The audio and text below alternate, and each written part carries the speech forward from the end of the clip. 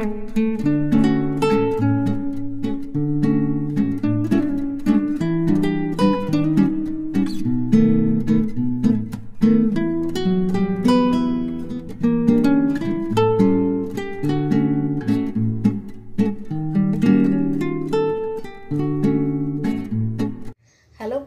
Good morning. কেমন আছেন সবাই? আমার আরও একটি নতুন ব্লগে আপনাদের স্বাগত জানাই।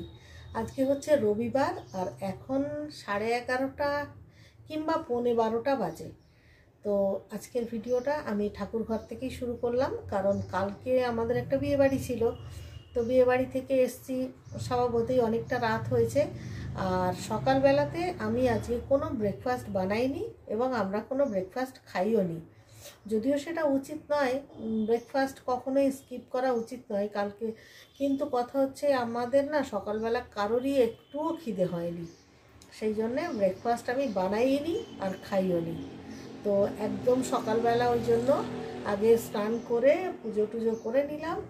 এইবারে গিয়ে রান্না করব শুধু একটু ঝোল ভাত আর একটুখানি শাক আছে, ওই শাকটা না করলে নষ্ট হয়ে যাবে, সেই বেতো শাকটা, তো ওইটা শুধু রান্না করব, এটুকুই। আর কিছু বিশেষ করার ইচ্ছা নেই, কারণ আজকের দিনটা একটু হালকা পাতলা খাওয়া উচিত। বিয়েবাড়িতে যতই ভাবি যে কম খাবো, কিন্তু ওই সব আইটেম একটু একটু চাখতে চাখতে অনেকটাই হয়ে যায়, লাস্টে আবার আইসক্রিমও খেলাম। তো সেই জন্যে আজকের দিনটা একটু সেইভাবে আর কি ব্যালেন্স করব। তো যাই হোক, পুজো তো হয়ে গেছে, এবারে চলুন রান্নাঘরে যাই। এই যে ভাত বসিয়ে দিয়েছি আর বাকিটা এবারে শুরু করব। আজ তো নিরামিষের দিন নয়, তাই সর্ষের তেলে কালো জিরে, রসুন আর কাঁচা লঙ্কা ফোড়ন দিয়ে বেতো শাকটা বসালাম। বেতো শাকে রসুন দিলে আমাদের বেশ সবার ভালোই লাগে, তবে নিরামিষের দিনে হলে আমি রসুন ছাড়াও রান্না করে দেখেছি, সেটাও কিন্তু খারাপ লাগে না, ভালোই লাগে। তো যাই হোক, শাকটা এরকমভাবে হোক। ভাতটা ফুটে গেছে আর আজকে অনেক দিন পরে ভাতের মধ্যে একটু আলু আর বেগুন সেদ্ধ দিলাম। সেদ্ধ ভাত খেতে কিন্তু মাঝে মধ্যে ভালোই লাগে, তাই না? আসলে আগে রাত্রির দিকে আমরা সেদ্ধ ভাত খেতাম, আর এখন যেহেতু রাত্রে আমি ভাতই খাই না, সেই জন্য আর সেদ্ধ খাওয়াও হয় না। আর দুপুর বেলায় তো মোটামুটি অনেক কিছুই থাকে, দুপুর বেলাতে সেদ্ধটা ঠিক মানে স্যুট করে না।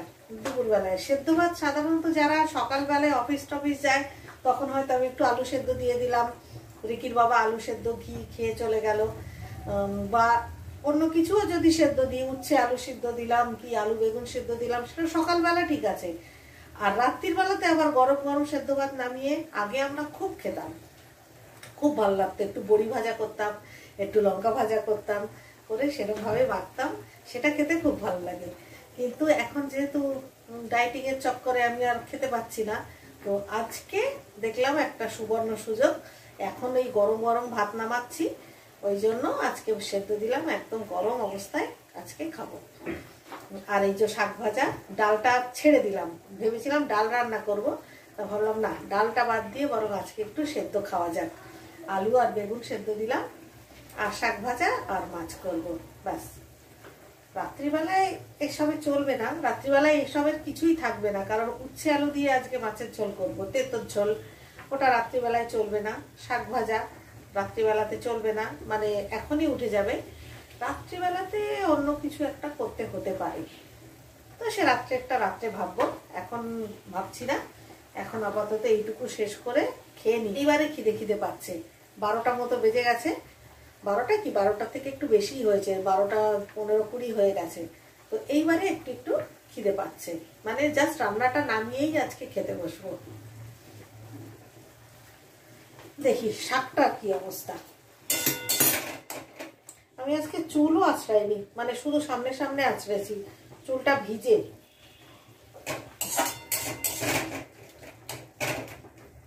সেই বেতো শাক এখন মোটামুটি আমি শেষ দিন পর্যন্ত কিনবো, মানে যতদিন বাজারে পাবো ততদিন কিনবো। আগের দিনও বলেছিলাম একই কথা, আমার এত ভালো লাগে বেতো শাকের গন্ধটা, তো কি বলবো। আর হ্যাঁ, আগের দিন যে শুক্রবার দিন যে নিম আলুটা খেলাম, সিজনের প্রথম নিম আলু খেলাম, এই বছরের প্রথম।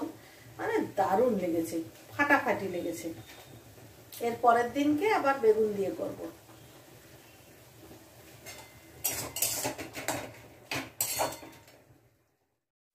এইরকম শুকনো শুকনো ঝুরঝুরে করে শাকটা ভাজলাম। এখন এই শাকটা নামিয়ে নেব আর এবারে বসাবো মাছের ঝোল। আজকে আমি উচ্ছে দিয়ে বাটা মাছের ঝোল করব। তার জন্য উচ্ছেগুলোকে এরকম সরু সরু লম্বা লম্বা করে কেটে নিয়েছি। আর উচ্ছে দিয়ে মাছের ঝোল করার ক্ষেত্রে সবার প্রথমে উচ্ছেগুলোকে খুব ভালো করে ভেজে নিতে হয়। মানে একটু লাল লাল করে ভেজে নিলে কি হয়, উচ্ছেগুলো আমি পরে দিতে পারবো। সেক্ষেত্রে উচ্ছেতে খুব একটা তিতও বেরোবে না, মানে মাছের ঝোলটা খুব বেশি তিতকুটে লাগবে না। এবারে এই তেলের মধ্যেই মাছগুলোকে ভেজে নেব। আর বাটা মাছ খাওয়ার ক্ষেত্রে আমি আগের দিনও যেভাবে দেখিয়েছিলাম, মাছগুলোকে ছোট ছোট ছোট ছোট করে কাট করে নিতে হয়, তাহলে কিন্তু বাটা মাছের একটুও কাটা গালে লাগবে না। তো সেইভাবেই আমিও কেটে নিয়েছি। এরপরে ওই তেলের মধ্যেই একটু জিরে ফোড়ন দিয়ে আলুগুলো দিয়ে দিলাম, নাড়াচাড়া করে জল দিয়ে দেব।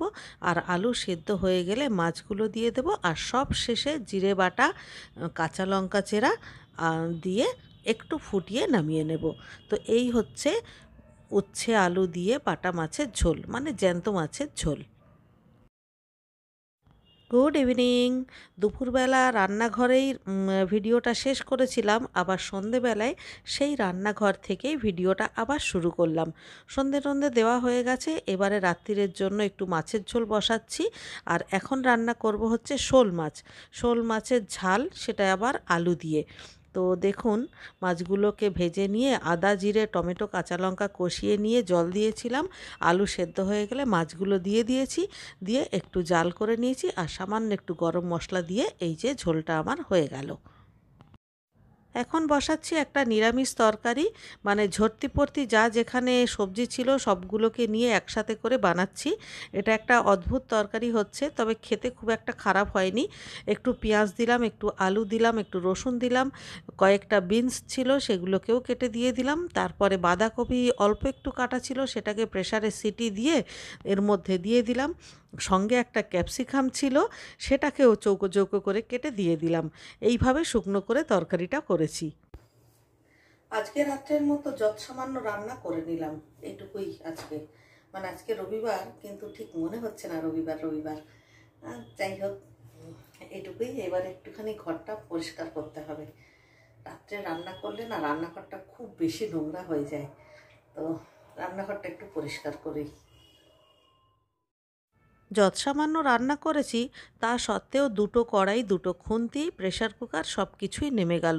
তো এগুলোকে এখন তো মেজে রাখতেই হবে, কারণ সকালবেলায় উঠে সবার প্রথমে এই প্রেসার কুকার আর দুটো কড়াই লাগবে। কারণ অষ্টমী আসতে আসতে তো একটু দেরি করে, তার আগে আমি কিছু একটা বসিয়ে দিই। তো সেক্ষেত্রে আমার একটু টাইমটা ম্যানেজ করতে সুবিধা হয়। তো এখন এই যেহেতু প্রেসার কুকার কড়াইটা লাগবেই, সেই দুটো ধুয়ে রাখবো। আর সেই সঙ্গে আরেকটা কাজ করতে হবে, সেটা হচ্ছে গ্যাসের টেবিলটা এবং গ্যাসটা মুছে রাখতে হবে।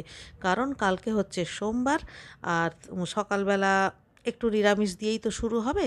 তারপর বেলার দিকে যদি ছেলে মেয়েদের জন্য মাছ করি সেটা পরের কথা, কিন্তু শুরুটা তো আমিষ হবে না। সেই জন্যে গ্যাসটা ভালো করে মুছে নিলাম। আর তাছাড়াও এখন কিন্তু দুধও বসাতে হবে। আর যেহেতু কালকে সোমবার, তাই জন্য দুধটা জাল দেব পরিষ্কার গ্যাসে, মানে মাছ রান্না করা গ্যাসে দুধটা জাল দেব না। তো যাই হোক, মোটামুটি সব পরিষ্কার করা হয়ে গেছে। এবারে হাত পা ধুয়ে এইবারে দুধের প্যাকেটটা অনেকক্ষণ আগেই বের করে রেখেছি, এবারে দুধটা জাল দিয়ে নেব। দুধ জাল হয়ে গেছে, দেখুন। এর থেকে বেশি ঘন করব না। এই যে এবারে বন্ধ করে ঢাকা।